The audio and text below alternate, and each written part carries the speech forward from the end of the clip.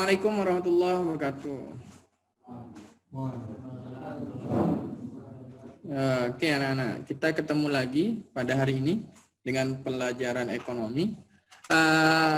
Untuk hari ini kita akan mempelajari materi permintaan dan penawaran. Tapi sebelumnya Bapak absen dulu, ya. Sebelum absen kita berdoa dulu. Dari salah satu dari kalian tolong dipimpin doa. Saya minta kepada Patir Lanang, pimpin doa Patir Lanang, silahkan. Sebelum kita mulai pelajaran hari ini, marilah kita berdoa. Berdoa dalam hati mulai.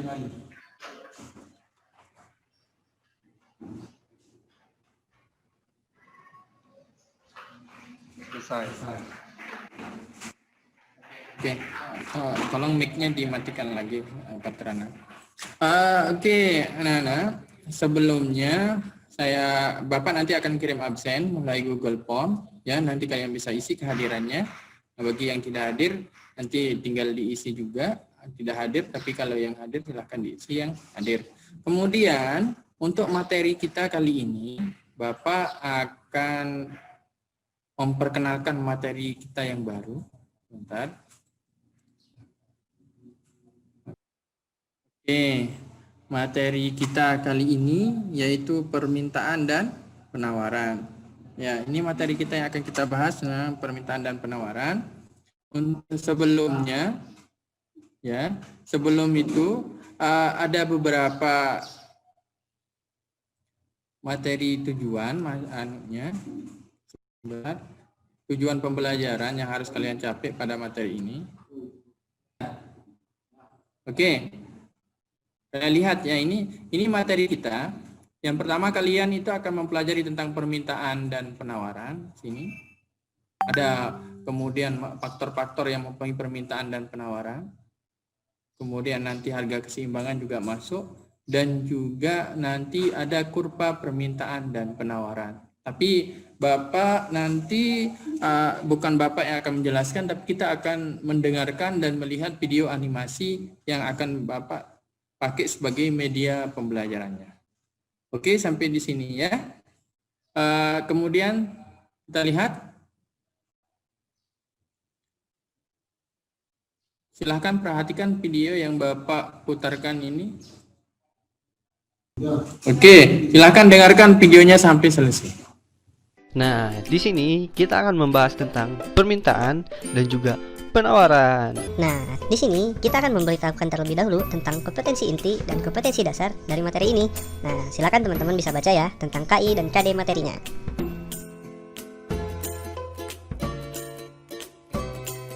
Nah, teman-teman, pernah kepikiran gak sih kenapa harga satu mangkok bakso itu seharga X rupiah dan harga satu buku itu seharga Y rupiah? Dan bagaimana sih harga itu bisa muncul? Pernahkah kalian mendengar tentang permintaan dan juga penawaran dalam suatu kegiatan ekonomi? Nah, mari kita bahas satu persatu. Yang pertama adalah penawaran. Nah, secara umum, istilah penawaran diartikan sebagai jumlah barang atau jasa yang tersedia di dalam suatu pasar. Nah, penawaran bisa timbul dikarenakan adanya suatu keinginan seseorang untuk melakukan sebuah produksi yang disertai kesediaan bahan baku dan juga kemampuan produsen untuk mengolah yang akhirnya menghasilkan sebuah penawaran. Nah, di sini ada faktor-faktor yang mempengaruhi penawaran. Yang pertama adalah harga barang itu sendiri, harga faktor produksi, biaya produksi, teknologi, jumlah pedagang, dan juga kebijakan pemerintah. Nah, sedangkan bunyi hukum penawaran, apabila suatu harga barang naik, maka jumlah penawaran pun akan ikut naik. Dan apabila suatu harga barang turun, maka jumlah penawaran pun akan ikut turun. Nah, dari penjelasan tersebut, bisa kita simpulkan bahwa bunyi hukum penawaran itu bersifat positif, karena naik dan turunnya jumlah penawaran mengikuti dengan naik turunnya harga barang. Oke teman-teman, itu adalah sedikit pengenalan tentang penawaran dalam kegiatan ekonomi. Nah, sekarang kita akan berkenalan dengan permintaan dalam kegiatan ekonomi. Secara umum, istilah permintaan bisa diartikan sebagai jumlah barang atau jasa yang diinginkan ataupun dibutuhkan oleh seorang pelanggan. Nah, permintaan ini bisa timbul karena adanya suatu keinginan atau kebutuhan yang disertai kesediaan seseorang dan juga kemampuan seseorang untuk membeli untuk menghasilkan sebuah permintaan. Sama halnya dengan penawaran, permintaan pun mempunyai faktor-faktor yang mempengaruhinya. Yang pertama yaitu harga barang itu sendiri, pendapatan konsumen, perkiraan di masa depan, distribusi pendapatan, usaha produsen, dan juga jumlah penduduk. Nah, sedangkan hukum permintaan itu berbanding terbalik dengan hukum penawaran. Karena apabila suatu harga barang naik, maka jumlah permintaan akan turun. Dan apabila suatu harga barang turun, maka jumlah permintaan akan naik. Oleh karena itu, bunyi hukum permintaan itu bersifat negatif. Nah, kedua hukum permintaan dan penawaran itu berlaku dengan memperhatikan asas ceteris paribus, di mana asas tersebut menyatakan bahwa semua faktor itu dianggap konstan ataupun tetap. Nah, teman-teman, dari penjelasan tersebut, apakah kalian sudah mengenal tentang apa itu permintaan dan juga penawaran dalam suatu kegiatan ekonomi? Nah, di sini kita juga akan membahas apa pengaruh permintaan dan juga penawaran terhadap munculnya suatu harga. Nah, mari kita coba ilustrasikan dengan contoh berikut. Bayangkan kalian adalah seorang penjual es krim dengan mempertimbangkan ongkos dan juga keuntungan yang ingin diperoleh. Anggap saja kalian memasang harga Rp4.000 untuk satu buah es krim yang kalian jual di kedai kalian, dan orang-orang mulai berdatangan untuk membeli es krim kalian. Tapi karena sudah habis terjual, orang-orang jadi pindah mencari es krim di kedai pesaing kalian.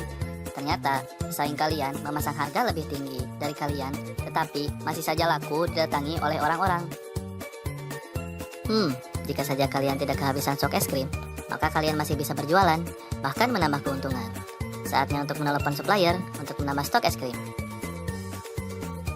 Nah, karena stok es krim sudah tersedia, orang-orang mulai kembali ke kedai kalian. Dan ternyata permintaan es krim begitu banyak, ini bisa menjadi kesempatan kalian untuk mendapatkan keuntungan yang lebih besar.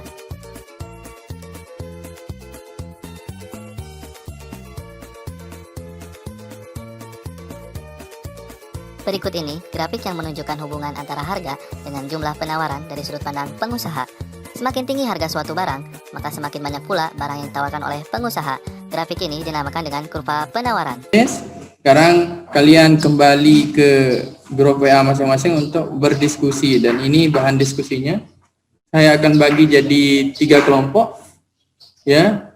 Satu kelompok nomor 1, satu kelompok nomor 2, satu kelompok nomor 3. Nanti di grup WA masing-masing.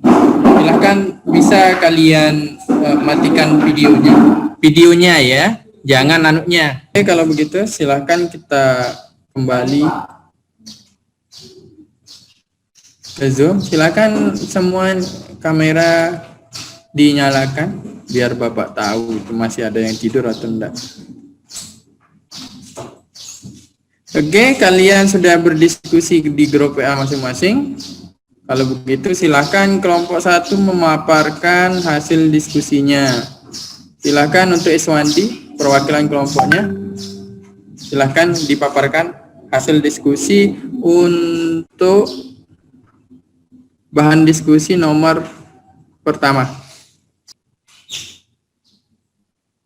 Silahkan kelompok 1 diwakili oleh Iswandi. Silahkan Iswandi, bagaimana hasil diskusinya? Tolong dibacakan. Ada hal yang menyebabkan kenapa hukum permintaan tidak berlaku, yaitu karena faktor centrus animus, yang artinya faktor yang bisa mengaruhi permintaan akan terjadi apabila faktor yang lain bersifat tetap, sehingga kenapa pada saat hari raya harga-harga barang semakin naik, tetap permintaan semakin menambah karena faktor lain tidak bersifat tetap.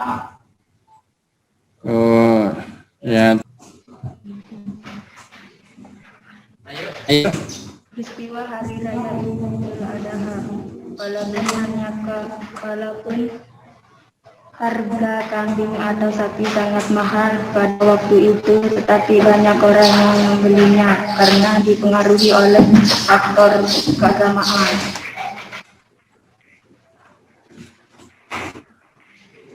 Ya, benar juga. Karena faktor keagamaan itu mic-nya. Hairun Nisa untuk kelompok ketiga. Silahkan. Karena kemajuan teknologi menyebabkan permintaan dan penawaran bisa bertambah dan berkurang. Contohnya dengan kemajuan teknologi dan kapasitas teknologi semakin bertambah, sehingga menyebabkan penawaran dan permintaan semakin bertambah. Oke. Nah, terima kasih banyak anak-anakku. Ya, jawaban untuk kelompok 3 alhamdulillah sangat memuaskan dan itu bagus sekali ya. Semuanya tepuk tangan untuk semua kelompok. Sebelum kita selesaikan pembelajaran kita refleksikan dulu, kita simpulkan sama-sama hasil pembelajaran kita bahwa hukum permintaan itu ya hukum permintaan apabila harga barang naik maka permintaan akan turun ya. Kalau harga barang tinggi, harga barang turun maka permintaan akan naik dan itu hukum permintaannya. Oke, sebelum kita mengakhiri pelajaran kita, Bapak saya sampaikan bahwa untuk minggu besok kita akan mempelajari tentang elastisitas permintaan dan elastisitas penawaran di sana. Mohon disiapkan materinya nanti. Kemudian nanti Bapak sudah kirimkan lembar kerja LKPD untuk kalian kerjakan. Di sana sudah ada tugas individu maupun tugas kelompok, itu 1 hari. Itu ada di Google Classroom dan ada di WA Group. Saya sudah sampaikan. Kemudian untuk mengakhiri pelajaran kita pada hari ini, marilah kita tutup dengan doa. Silahkan untuk Regi Setiawan memimpin doa, biar barokah. Silahkan.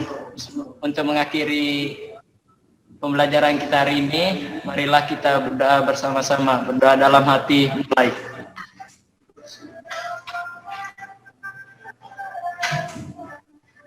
Selesai. Ya. Untuk terakhir, mudah-mudahan kita ketemu lagi dan tetap semangat untuk kedepannya lagi, biar pembelajaran kita agar lebih bermakna lagi. Saya akhiri. Assalamualaikum warahmatullahi wabarakatuh. Waalaikumsalam warahmatullahi wabarakatuh.